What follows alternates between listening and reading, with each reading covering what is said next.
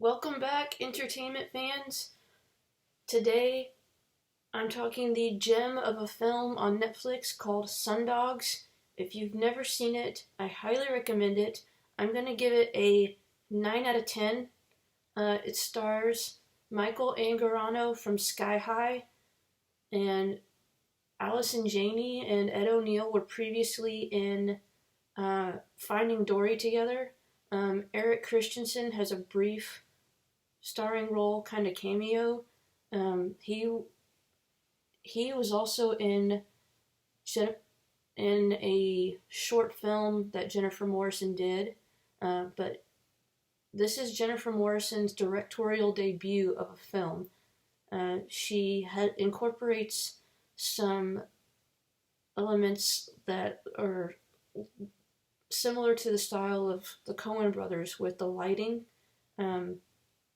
And it also stars Exhibit, who you may have seen previously many years back in the day from Pimp My Ride. This film is very well done, very well written.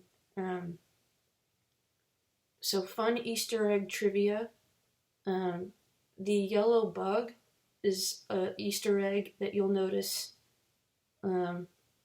a little ways down the road of the film when you're watching.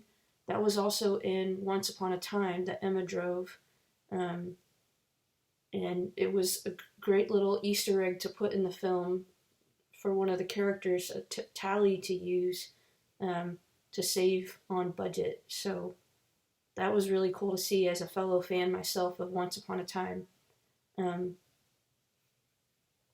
So this film is very well done to identify for those of you who identify as unique, kind of like an outsider story of a film. Ned is driven to be a Marine. He has a routine that he does almost every day. He has a job, shops on eBay, but he can't drive. He had a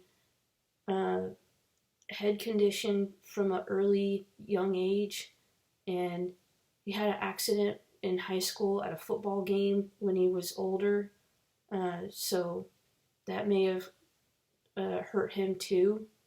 But he has a dream to be a Marine with these unrealistic expectations of goals, and so he later meets Tally because Tally gets into incidents at the casino where Ned works at as a janitor. And Ned with Bob, who lives with his mom, they watch the Deer Hunter movie and Platoon. Those are the only two movies Ned watches. He types on a typewriter, which I would love to own a typewriter someday.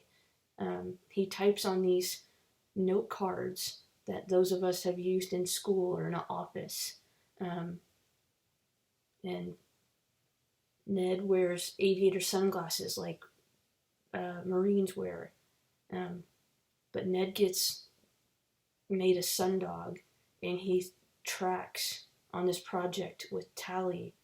And his family kind of gets swept up in, but him and Tally go off on these adventures tracking local civilians. Because Ned thinks that local civilians are terrorists after he reads the 9/11 dissertation.